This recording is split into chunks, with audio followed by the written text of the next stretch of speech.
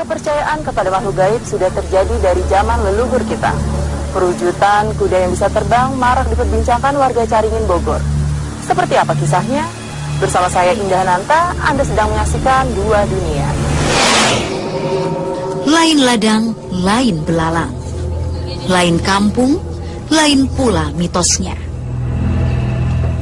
Jika daerah lain mengenal mitos penampakan berwujud manusia, di Desa Lemah Duhur, Caringin, Bogor, wujud penampakan itu berupa kuda yang bisa terbang. Penampakan itu muncul di makam Mbah Digul Jaya, seorang tokoh yang dihormati warga. Cerita kuda sembrani tak ayal menjadi mitos kuat di warga setempat. Bersama praktisi supranatural Hakim Bawazir, kami mencoba menyibak cerita ini. Saya sudah berada di makam Mbah Digul Jaya yang terletak di Desa Lemah Duhur, Kecamatan Caringin, Bogor. Nah, kami akan mencoba menguak mitos tentang adanya perwujudan dari makhluk gaib berupa kuda sembrani atau kuda yang bisa terbang. Pak Jejen, bisa jelaskan sama saya tentang informasi apa yang Bapak tahu mengenai makam ini? Ini di sini pernah kejadian, Bu ya. Pada waktu itu saya mau ziarah ke sini. Ya tiba-tiba tuh di depan sana ini ada seekor kuda. Lalu kuda itu ngapain Pak di situ? Nah itu dia kalau kata orang hanya tiarap aja gitu, Bu ya. Nah, tiarap. Nah terus besok paginya kan saya penasaran. Malamnya saya lihat seekor kuda. Nah besok paginya saya penasaran pas dilihat tuh bekas-bekas paknya itu ada. Terus Pak itu kemarin ini ada, saya tanya sama tukang ojek. Dia tukang ojek pulang dari bawah. Itu juga begitu dia mau lewat, Bu, ada juga seekor kuda. Ada seekor kuda. Iya. Nah tukang ojek kan nggak berani sampai kuda itu hanya sambil tertawa. Sambil tertawa. Iya, gimana suara itu ya, suara kuda apa? Ketawa meringkik itu. Pak Jejen, terima kasih. Iya, ya sama-sama. Ya, sama-sama ya. Ya, Mas Hakim, kita udah sampai di makam ini dan mitos apa nih yang akan kita ungkap malam ini? Dari fenomena yang ada yang tadi kita dengar juga dari Pak Jejen ini, memang mitos kuda sembrani itu ya yang cukup menarik perhatian gitu.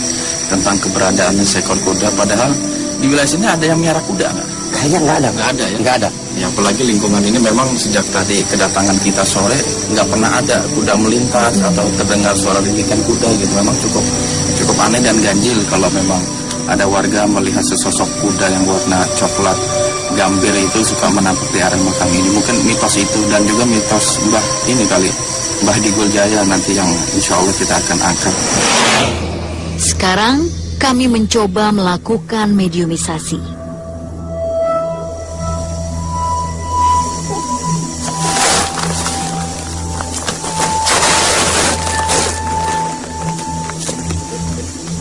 Assalamualaikum warahmatullahi wabarakatuh. Waalaikumsalam. Makhluk yang merasuk ini mengaku bernama Mbah Digul Jaya. Jika ini benar, beruntung sekali kami bisa berkomunikasi dengan tokoh yang kami cari. Mbak Digul bisa menceritakan dulu Mbak Digul sebagai apa sih di kampung ini? Aing di dia sebagai jelema kolot anu dipercaya ku jelema di lembur di dia.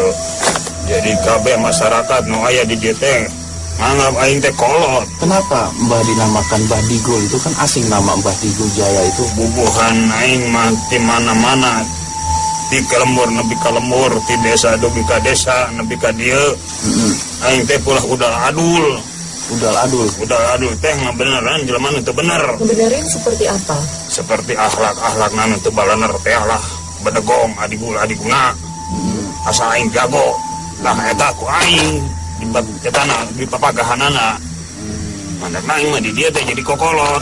Asalnya sendiri Mbah itu dari mana? Penduduk sini? Lain aing mah pendatang jauh. Dari mana?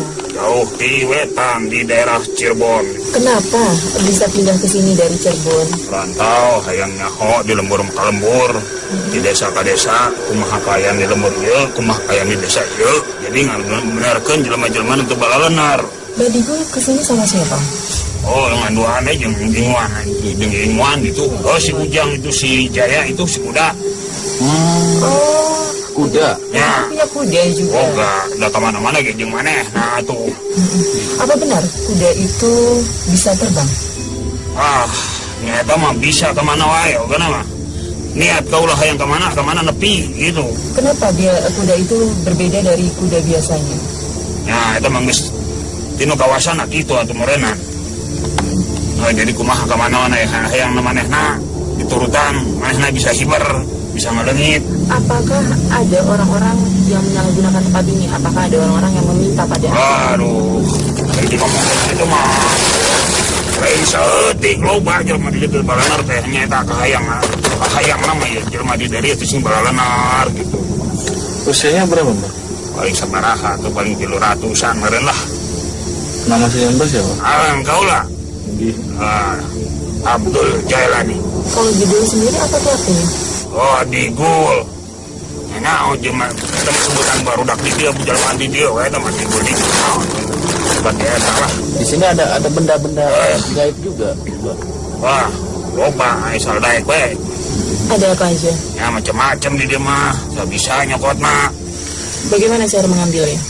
Ya kumaha carana we, mah. Asal bisa nyokot mah. Jadi boleh ya? Menang wae teu naon, asal dibawa teu bener.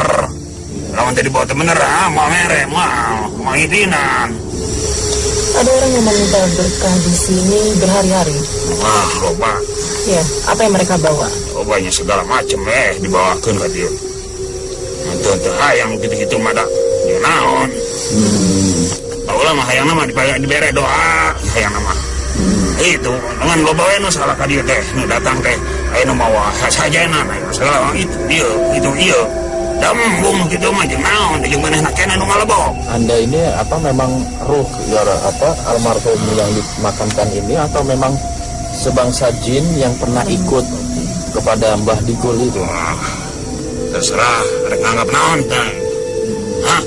Dari getaran itu Anda ini sebangsa jin. Dan dalam Islam itu kan orang meninggal telah kembali kepada Allah Subhanahu wa taala. Ini paling ada makhluk-makhluk sebangsa jin yang pernah ikut kepada Abdul Jailani gitu. Yang saat ini mungkin memakai atau mengatasnamakan Mbah Digul yang telah wafat, yang telah meninggal. Memang selayaknya kita dalam mensikapi makam harus mendoakan. Nggak boleh kita minta kepada makam gitu. Minta keberkahan segala macam gitu. Saya yakin juga ruh Abdul Jailani setuju dengan apa yang saya katakan. Karena dia juga tokoh kan yang suka mengajarkan manusia untuk sadar, untuk eling, ya, untuk berakhlak baik. Betul ya Mbah ya? Cukup ya Mbah? Saya keluarkan ya Mbah? Bismillah.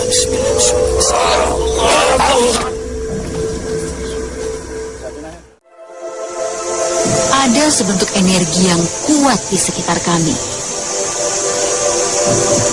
Energi tersebut berasal dari benda gaib yang hendak mewujud. Kali ini Pak Hakim mencoba mewujudkannya. Saya mencoba merekam apa yang terjadi saat penarikan benda gaib ini.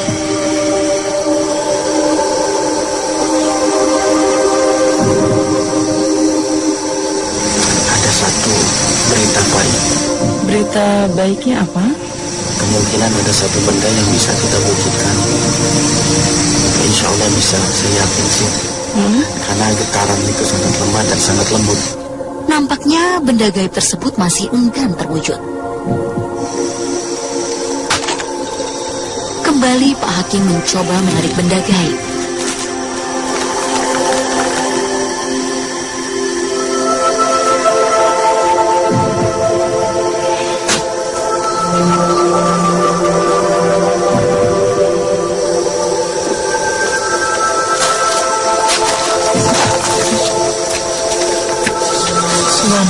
Akhirnya kami mendapatkan benda tersebut.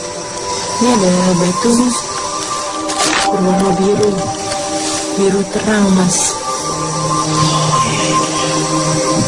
Cahayanya bisa di ini. Namun Umi malah bergulingan di tanah. Ada makhluk yang menguasai raganya. Bicara. Jika ada maksud.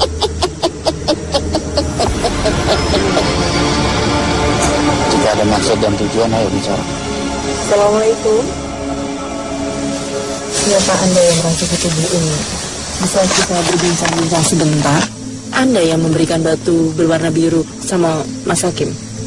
Iya.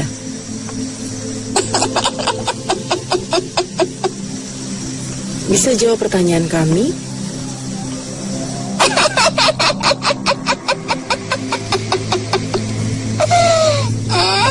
Ini milik Anda? Iya. Sebutkan nama Anda siapa? Saya Nyai Ronceng. Terus, Nyai kasih batu mustika itu sama Mas Hakim?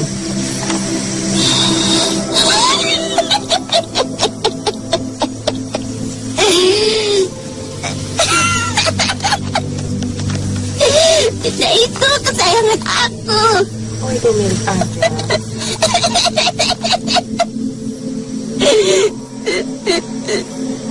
Mau saya kembalikan?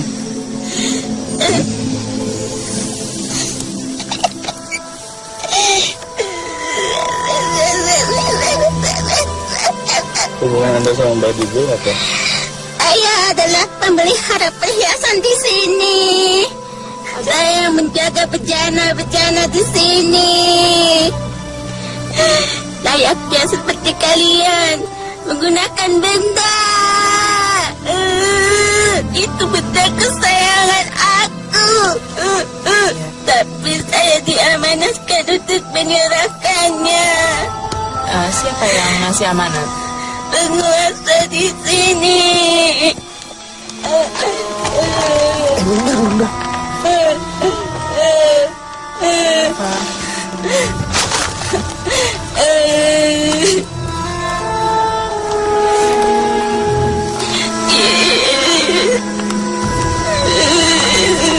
Kenapa Anda menangis menatap makam Mbak Dibul?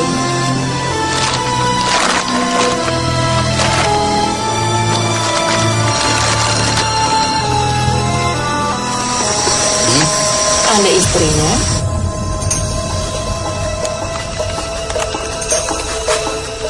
Gimana? Udah ada keputusan? Benda itu adalah hadiah buatku. Hadiah? Buat siapa? Buat saya? Mereka aneh yang menginginkan benda-benda di sini. Apa yang mereka lakukan untuk mendapatkan benda itu? Tirakat. Seperti apa tirakatnya? Mereka berkedok berkhianat.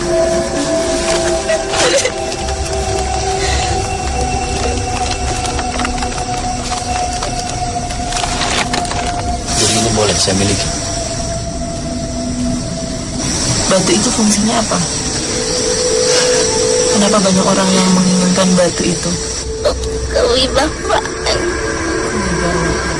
ketenangan, dan hanya beliau yang bisa memegang benda itu. Buat melet nggak bisa melet. Melet istri biar semakin sayang. Nggak bisa ya? Apa yang akan terjadi setelah ini? Dan hanya beliau yang bisa memegang benda itu. Buat melet nggak bisa melet. Melet istri biar semakin sayang. Nggak bisa ya?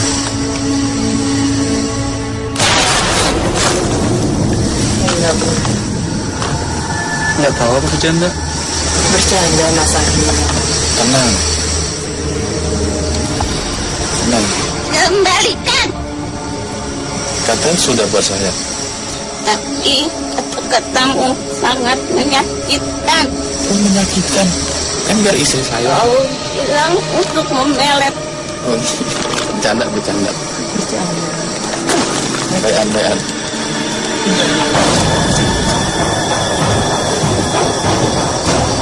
Saya mbak kuasa benda di sini. Ya. Tapi nggak apa-apa nih, saya miliki ya. Cuman di alam sana nggak ada orang yang suka bercanda. Nggak ada ya. Alam kami semua kami. Aku mau jadi apa sesuai kami. Ya. Karena tiap manusia akan dihukumkan atas amal perbuatan. Ada pesan lagi?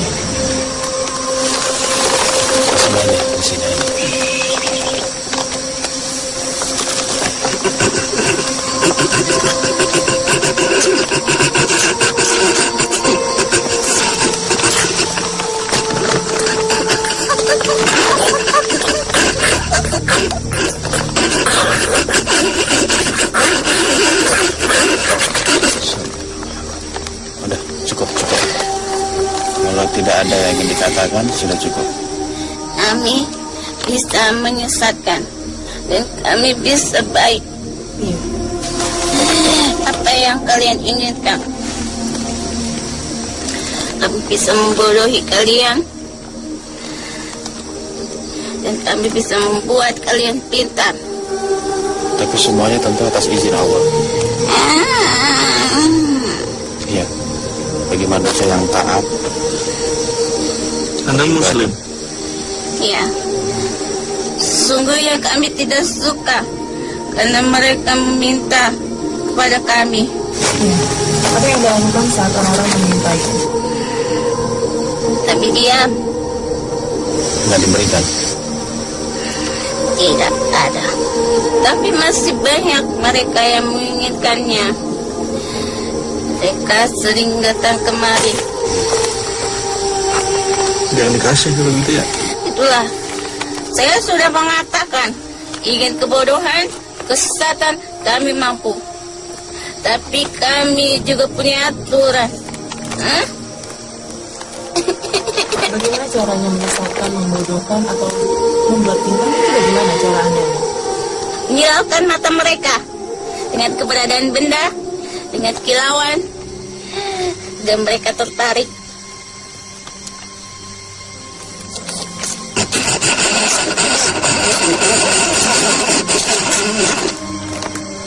Kalau Anda seperti itu, Anda sedang ngapain sih? Apakah itu cara Anda berkomunikasi? Itulah dunia kami, dan kalian tidak dapat mengetahuinya.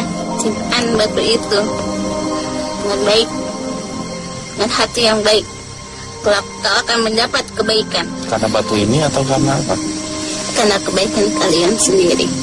Batu itu berbentuk 3 sudut: 3 sudut? Artinya apa? Kenapa harus 3 sudut? kejujuran, sabaran, kemenangan. Ini kodrat kayak bentuk air ya.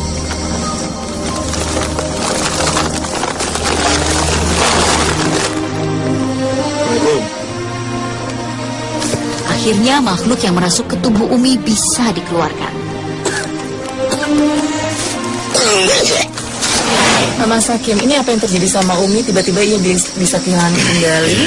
Apa karena melamun? Atau memang ada energi yang berusaha masuk? Karena interaksi sih kayaknya kayak ada sesuatu yang disampaikan dari pemilik batu ini dan tadi sempat beberapa kali komunikasi karena saya juga sempat agak emosi gitu. Mungkin dia apa namanya dilakukan dia masuk ke itu untuk menyampaikan isi hatinya gitu. Ya, seperti itu kali. Kenapa harus Umi yang kerasukan? Ya, karena mungkin karakter wanitanya di situ Umi yang cocok gitu. Mungkin alasan itu sih yang bisa yang dia ingin mengekspresikan batinnya dia gitu. Karena tadi waktu penarikan itu sempat dia merasa ragu gitu sehingga saya marah ini segala macam gitu.